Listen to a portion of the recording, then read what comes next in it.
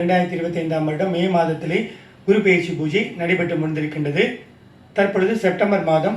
ஆனாலும் பல பக்தர்கள் இந்த குரு பெயர்ச்சி பூஜையில் எங்களுக்கு எந்த ஒரு வித்தியாசமும் தெரியல அப்படின்னு சொல்கிறாங்க. குருனாவே என்னென்னா மதிப்பு மரியாதைகள் அதிகமாக எதிர்பார்ப்பார். அவருக்கு பணம் காசு செல்வங்கள் அதெல்லாம் வேணும். நம்ம ஆசிரியர் என்ன நினைப்பார், அவரை மதிக்கணும். நமக்கு கல்வி சொல்லி கொடுத்தவங்க நமக்கு குரு பகவான் என்ன நினைப்பாங்க, அவரை வணங்கணும். அவருக்கு நம்ம மதிப்பு கொடுத்தா தான் அவங்க மன மகிழ்ச்சியோட அந்த இவர்கிட்ட ஒழுக்கம் இருக்குங்கிறத மனப்பூர்வமாக நம்பி அந்த நல்ல பலன்களை கொடுப்பாரு. அட்வான்ஸாக 3 மாதத்துக்கு முன்னாடி குரு பயிற்சியை பற்றி எல்லாம் பலன்கள் சொல்ல ஆரம்பிச்சிட்டாங்க. அதனால அந்த குரு பயிற்சி நடக்கும் பொழுது அந்த வீரியம் வேகம் இல்லை. அதனால் குரு பயிற்சி நடக்கும் பொழுது தான் அந்த குரு பகவான் அன்னைக்கு போய் நம்ம வணங்கணும்.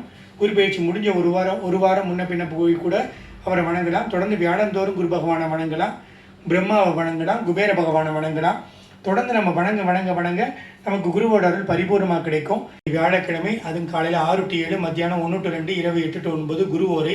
வியாழக்கிழமை குரு ஓரையில் இங்கே ரத்னமங்கல லட்சுமி பிராலயத்தில் வாகனம் மற்றும் மனைவிடம் அமைந்திருக்கும் குரு பகவானுக்கு சிறப்பு அபிஷேக பூஜையும், குருவின் அதிதேவதையான பிரம்மாவிற்கும் பிரம்மாவின் கொள்ளுப்பிரனான குபேர பகவானுக்கும் சந்தனத்தாலையும் மஞ்சளாலையும் ஒரே நேரத்தில் அபிஷேகம் பண்ணி பூஜைகள் பண்ணியிருக்கோம். இது உலக நலன் கருதி, உலக சேமங்கள் கருதி எல்லாருக்கும் குரு பகவான் நல்ல அருளை கொடுக்கணும் அப்படிங்கிற நோக்கத்தில் தான் இந்த பூஜைகள் பண்ணியிருக்கோம். அக்டோபர் மாதம் 8ஆம் தேதி அதை வக்ரம் ஆரம்பிக்கும், அப்புறம் அதிசாரம் ஆரம்பிக்கும். டிசம்பர் வரையுமே முன்ன பின்ன நகர்வார் குரு பகவான்.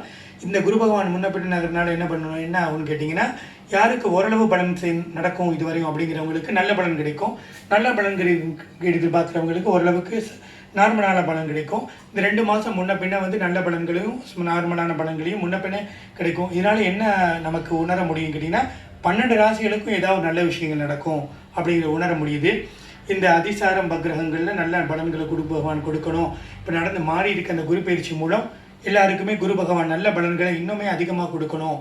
ரிஷப ராசிக்கு, தனுசு ராசிக்கு, அப்புறம் பார்த்திங்கன்னா உங்களுக்கு கும்ப ராசிக்கு, துலா ராசிக்கு, இந்த ராசிக்கெல்லாம் நல்ல பலன்களை குரு பகவான், சிம்ம ராசிக்கு கூட நல்ல பலன்களை கொடுக்கணும். ஸோ அதனால தான் நீங்கள் குரு பகவானுக்கு மனப்பூர்வமாக வேண்டி அவருக்கு உகந்த அவரை குளிர்விச்சு சந்தனத்தாலையும் மஞ்சளாலையும் அபிஷேகம் பண்ணி அவரை மலர்களால் அர்ச்சனைகள் செய்து உலக நலன் கருதி சேமங்கள் கருதி இந்த குரு பயிற்சியில் எல்லாருக்குமே குரு பகவான் ரெட்டிப்பான பலனை கொடுக்கணும்னு சொல்லி வேண்டிட்டு தான் இந்த பூஜை பண்ணியிருக்கோம். இந்த குரு ஓரையில் குரு பகவானையும் பிரம்மாவையும் குபேர பகவானையும் தரிசனம் செய்து கொண்டிருக்கும் உங்களுடைய அனைவரின் இல்லங்களிலும் லக்ஷ்மி பேர சம்பத்து கொட்டட்டும் அரைக்காசாமணி அருள் என்றும் கேட்டட்டும். வாழ்க வளமுடன், நாளும் நலமுடன், லக்ஷ்மி பேரருடன், குரு அருளுடன், திரு அருளுடன்